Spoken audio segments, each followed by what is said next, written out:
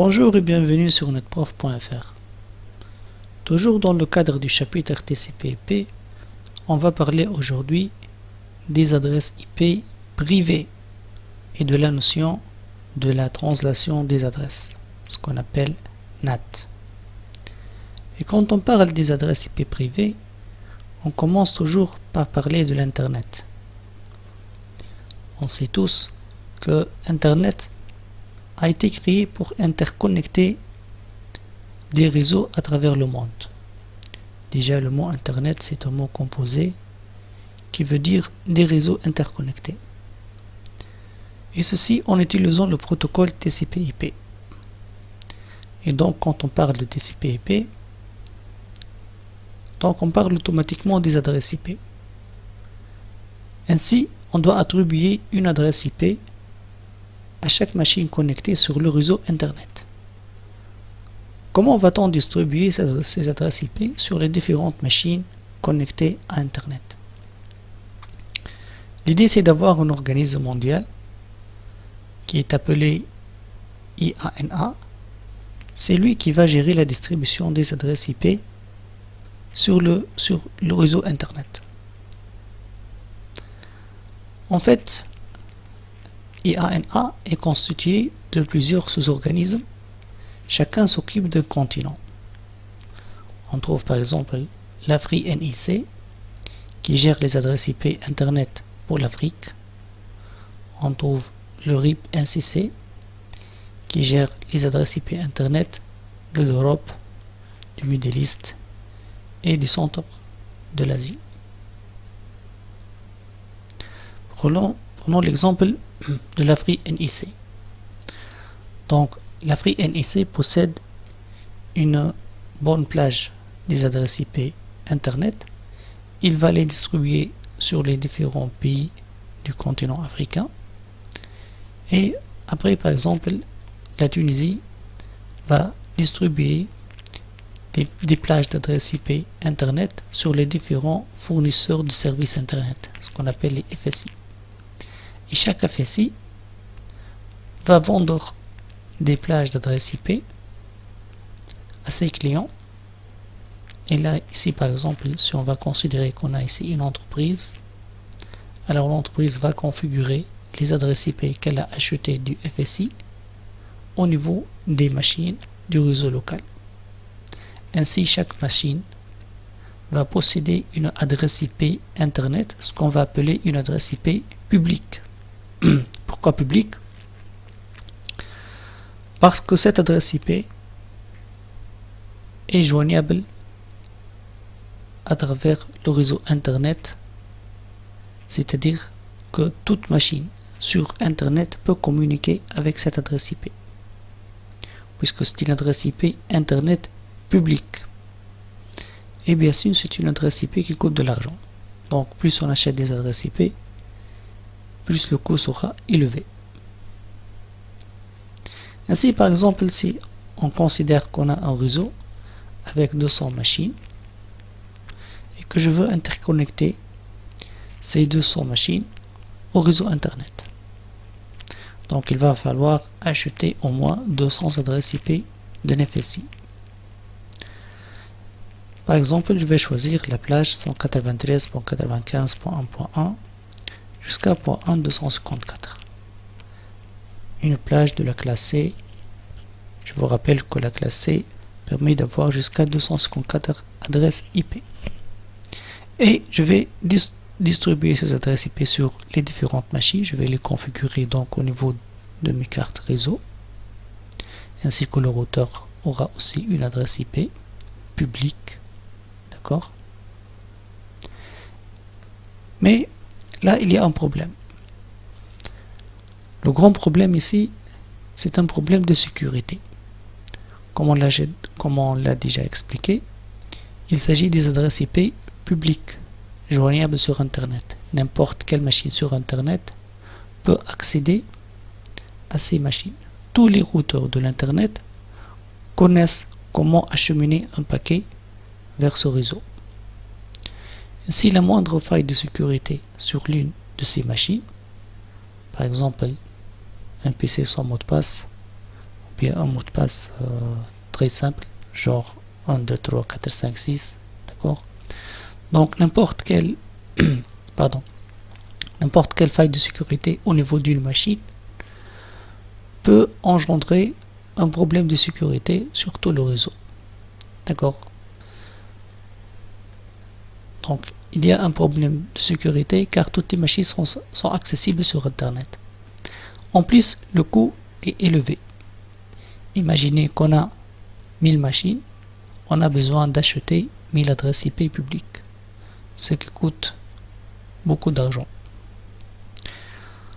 Donc on se propose de trouver des solutions à ces deux problèmes. Comme première solution, on va se dire, on ne va pas connecter toutes les machines sur Internet. On va juste par exemple connecter 3 serveurs sur Internet. D'accord? Donc je vais acheter une petite plage d'adresses IP publiques.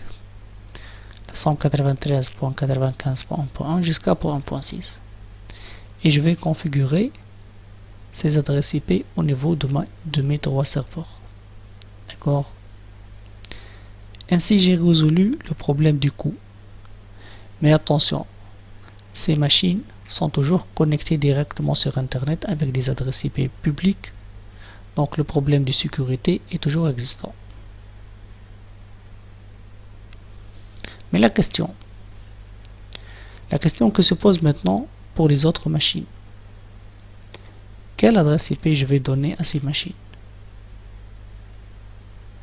On peut se dire, bon, je vais choisir une plage d'adresse IP quelconque aléatoirement, par exemple 192.1.1 jusqu'à 1.200. Comme ça, j'ai choisi les adresses IP aléatoirement. Oui, ça peut marcher. Donc maintenant, ces machines peuvent communiquer ensemble, d'accord? Mais il y a un problème. C'est que les machines à droite et les machines à gauche n'ont pas le même réseau IP. Donc ils ne peuvent pas communiquer comme ça directement sur le même réseau LAN. On doit avoir ici un routeur pour router entre les deux réseaux, comme on l'a déjà vu dans le chapitre routage. Bon, on peut trouver une solution simple. Il suffit de configurer une adresse IP du réseau 192 au niveau des machines connectées sur Internet. C'est possible de configurer plusieurs adresses IP au niveau d'une carte réseau. Ainsi, les machines à droite peuvent communiquer sur Internet grâce aux adresses IP publiques et peuvent communiquer avec le réseau interne grâce à l'adressage 192.1.1. Donc, on a résolu le problème du coût, mais on n'a pas résolu le problème de sécurité. Seulement, il y a un troisième problème. C'est que cette plage d'adresse IP que j'ai choisie au début au hasard, comme ça, 192.1.1, elle existe quelque part sur Internet, puisqu'elle est gérée par le IANA. Donc sur Internet, si vous allez chercher cette adresse IP, par exemple 192.1.1.1, vous allez trouver qu'elle se trouve aux États-Unis, dans un serveur au Cambridge. Et alors, c'est quoi le problème? Le problème, c'est que si un jour, une machine sur Internet veut communiquer avec un serveur sur le web qui a par chance une adresse IP appartenant au 192.1.1.0, alors ça ne va pas marcher la connexion. Pourquoi? Parce que d'après la table de routage du PC, le réseau 192.1.1.0, c'est un réseau local. Il est configuré sur la carte réseau. D'accord? Donc, la machine ne va pas chercher le serveur sur Internet. Elle va chercher le serveur sur le réseau local. Ainsi, la machine ne peut pas se connecter au serveur 192.1.1.1 par exemple. D'accord? Donc il y a un problème de routage avec toutes les machines sur Internet qui ont des adresses IP appartenant au réseau 192.1.1.0. Donc est-ce qu'il y a une solution à ce problème? on a besoin de choisir ici des adresses IP qui n'existent pas sur Internet. C'est ce qu'on va appeler des adresses IP privées. Alors les adresses IP privées sont des adresses IP non routables et inexistantes sur Internet. Ça veut dire quoi? Non routables, c'est-à-dire que les routeurs de l'Internet ne savent pas comment acheminer le paquet vers ces réseaux. Donc ce sont des adresses IP réservées pour des utilisations internes au niveau d'un réseau local. Et il n'existe pas sur Internet. Aucun serveur public sur Internet ne peut posséder ces adresses IP. Alors, qui sont ces adresses IP? Je vous rappelle déjà que les adresses IP, d'une façon générale, sont classées dans 3 classes. La classe A pour les grands réseaux, la classe B pour les réseaux de taille moyenne, et la classe C pour les petits réseaux dont le nombre de machines ne dépasse pas 254 machines. Donc on a besoin d'un adressage privé de la classe A, de la classe B et de la classe C. De la classe A, on va choisir toutes les machines dans, par exemple, tous les réseaux qui commencent par 10. Dans la classe B, tous les réseaux de la plage 172.16 jusqu'à 172.31. Et de la classe C, tous les réseaux commençant par 192.168. Déjà, je ne sais pas si vous l'avez déjà remarqué, c'est que la plupart des petits réseaux locaux ont des adresses IP du genre 192.168. Pourquoi? Parce que c'est une plage d'adresses IP privée réservée pour les petits réseaux pour résoudre le problème de routage qu'on a déjà vu dans le diapositive précédent. Donc ici j'ai besoin de 200 adresses IP pour mes machines, donc je vais choisir par exemple la plage 192.168.1.1 jusqu'à .1.200 et je vais configurer ces adresses IP au niveau de mes cartes réseau. Ainsi toutes mes machines ont des adresses IP privées maintenant. Alors, est-ce qu'ils sont toujours capables de communiquer sur Internet? On va voir ça. Donc j'ai ici un paquet. L'adresse IP source 192.168.1.1, c'est une machine locale. Et l'adresse IP destination, c'est un serveur quelconque sur Internet. Je vais supposer que l'adresse IP destination, c'est 13.2.66.10. Le paquet va sortir de la machine, il va aller vers le routeur. Le routeur va lire l'adresse IP destination. Il va comparer ça par rapport à sa table de routage. La table de routage dit qu'il faut envoyer ça vers Internet. Et voilà le paquet qui arrive à la destination. Maintenant, le serveur destination va lire le paquet, il va faire le traitement nécessaire et il va renvoyer la réponse. La réponse, on aura l'adresse IP source, celle du serveur, et l'adresse IP destination, celle de ma machine locale.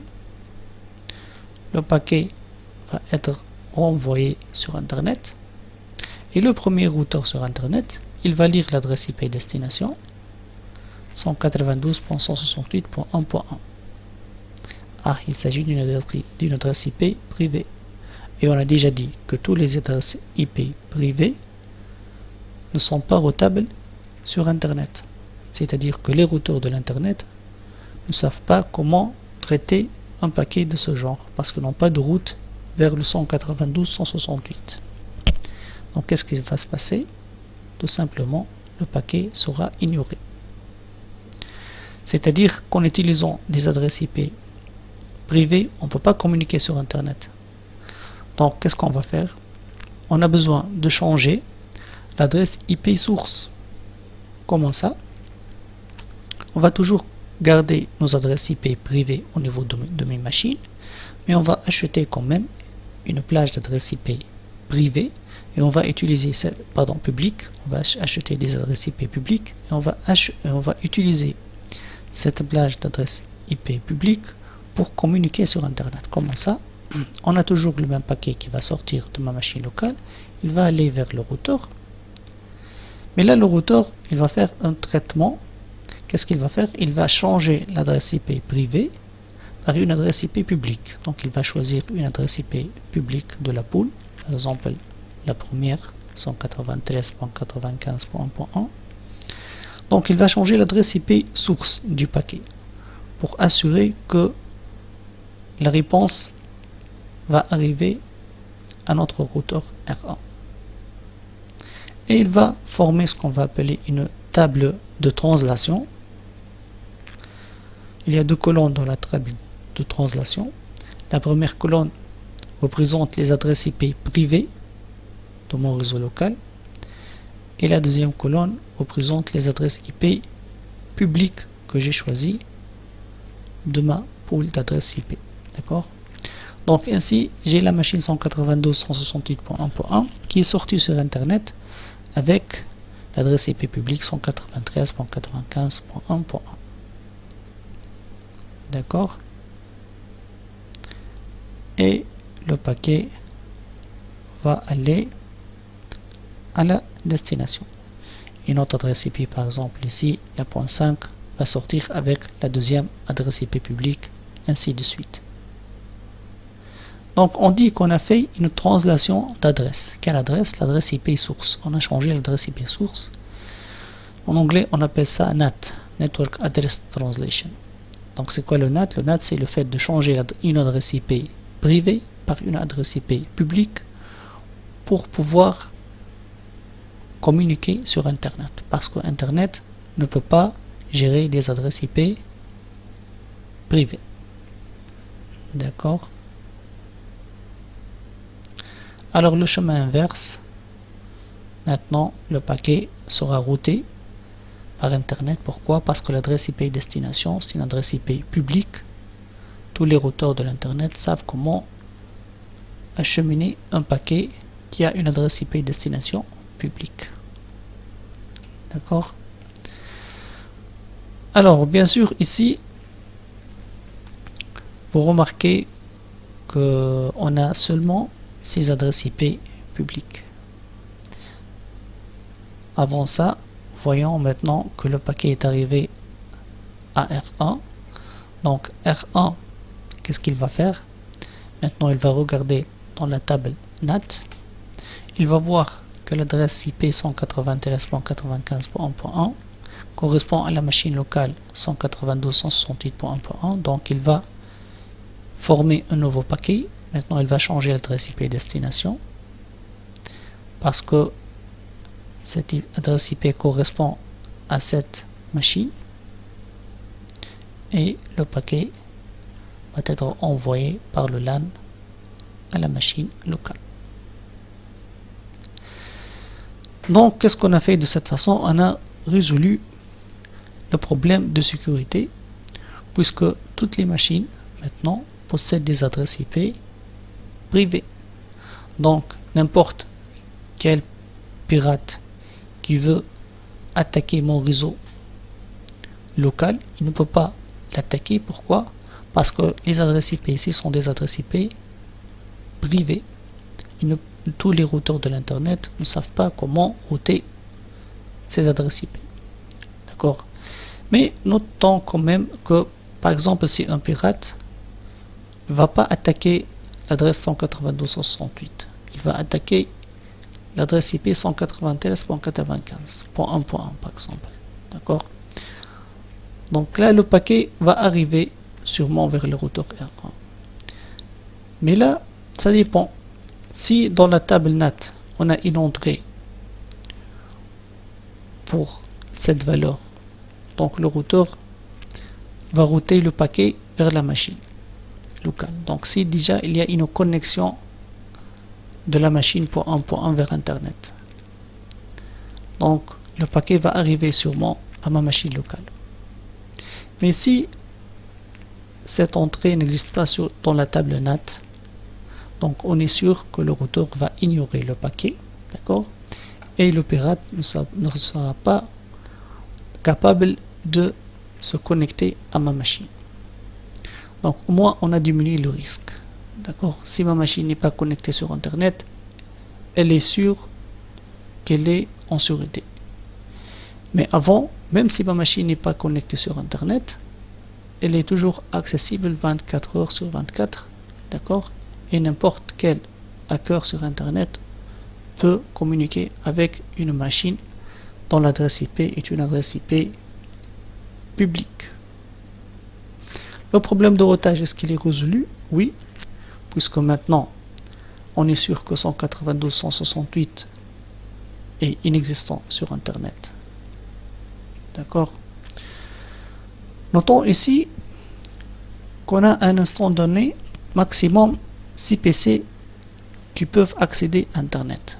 Pourquoi? Parce qu'on a seulement 6 adresses IP publiques. Donc la première machine qui va sortir sur Internet va prendre la première adresse IP publique 191.95.1.1 jusqu'à la 6e machine qui va accéder sur Internet. Elle va prendre la dernière adresse .1.6. D'accord? Bien sûr, si une machine cesse de communiquer sur Internet, donc après un timeout, l'entrée dans la table NAT va être supprimée et l'adresse IP publique va être libérée et une autre machine peut prendre cette adresse IP publique et communiquer sur Internet. Mais ce qui est sûr, c'est qu'à un instant donné, on a maximum 6 machines qui peuvent communiquer sur Internet. Et là, c'est un problème. Parce que si j'ai un grand nombre de machines qui veulent connecter sur Internet, donc là, est-ce que ça veut dire que je dois acheter encore des adresses IP publiques? Oui, si on va faire seulement le NAT, sûrement on va acheter des adresses IP publiques supplémentaires.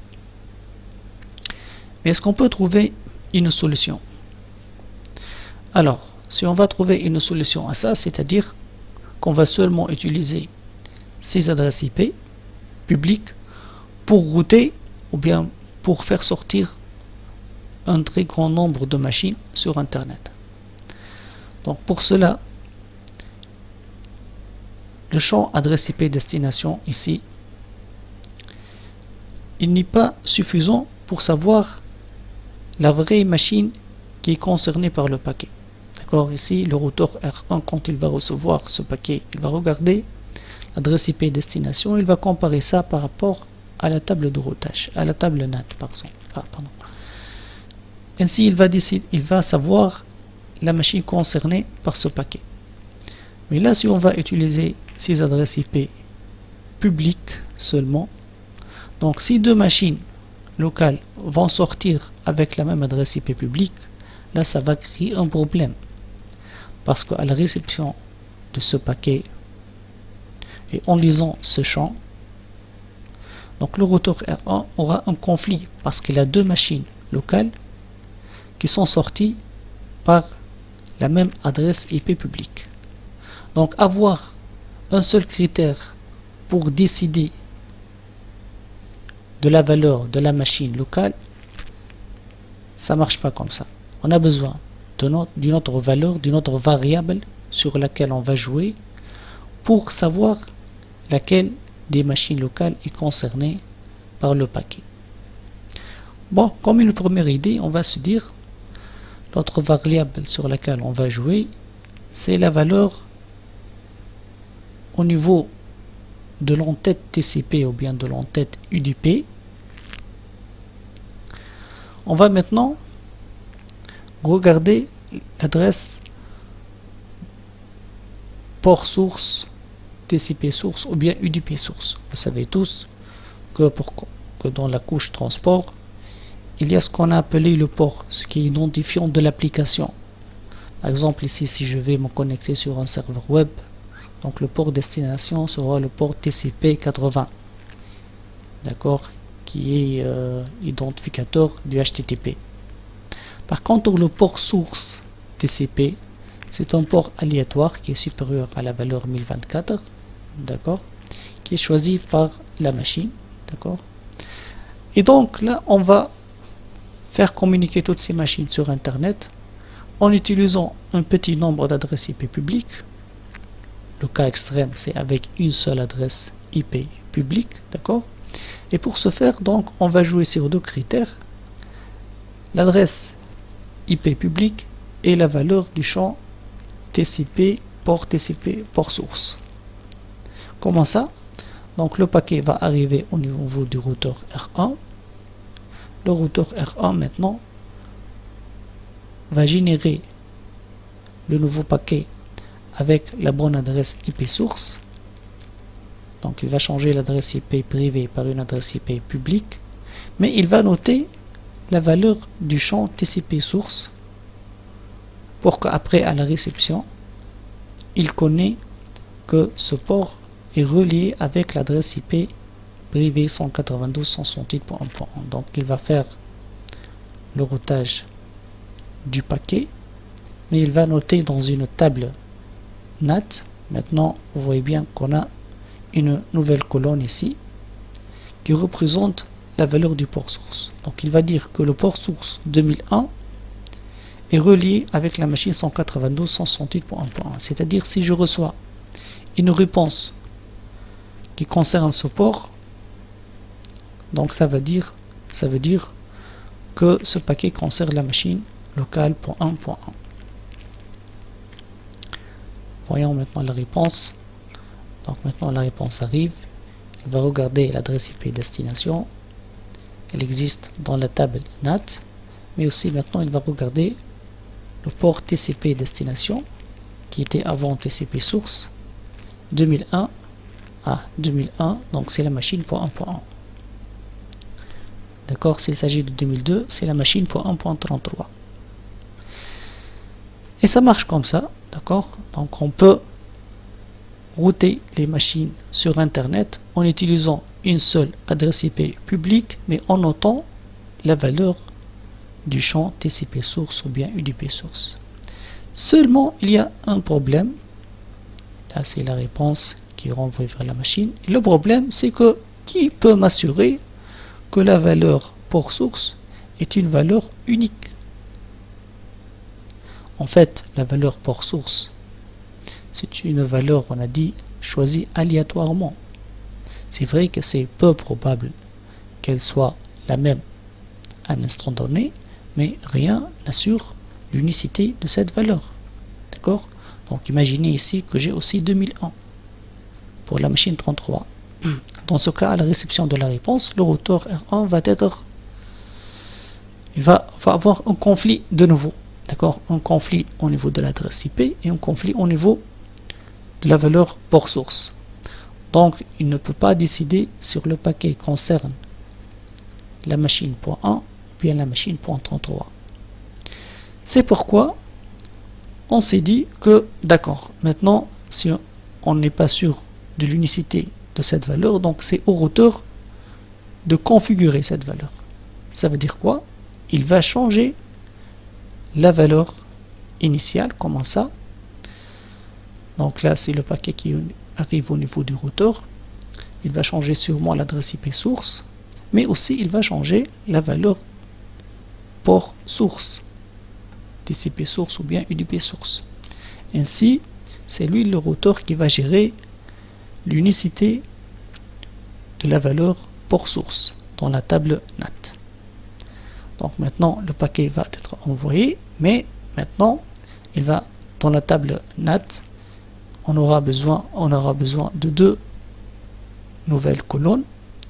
Une première pour noter l'ancienne valeur du champ source, TCP source ou bien UDP source, et une deuxième colonne pour noter la valeur de la nouvelle du nouveau port source ou bien TCP source ou bien UDP source. Donc là par exemple 2001 a été changé en 12081. Si une autre machine va sortir avec 2002 ou bien même avec 2001 maintenant, donc le routeur peut changer la valeur en 7000 par exemple 98. Là on est sûr donc que la valeur du port source va être unique. On n'aura pas une duplication de cette valeur puisqu'il est géré par le routeur lui-même. Le paquet donc arrive à la destination. Ok. Alors, cette transformation qu'on a fait s'appelle path. Pourquoi path? Parce qu'on a changé aussi bien la valeur IP source que la valeur du port source. D'accord? Donc, on a translaté l'adresse IP et le port. D'où on parle de port address translation, path.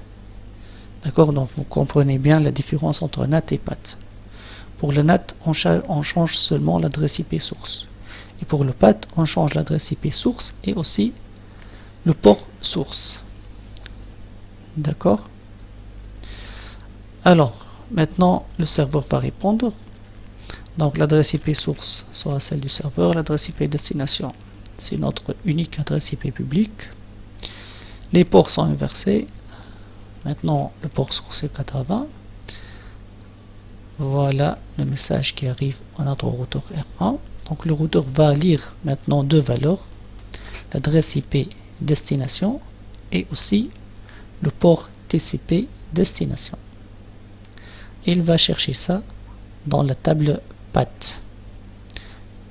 Voilà notre adresse IP destination avec notre valeur de TCP destination. Donc il s'agit de la machine 192.168.1 qui a généré un paquet avec le port 2001.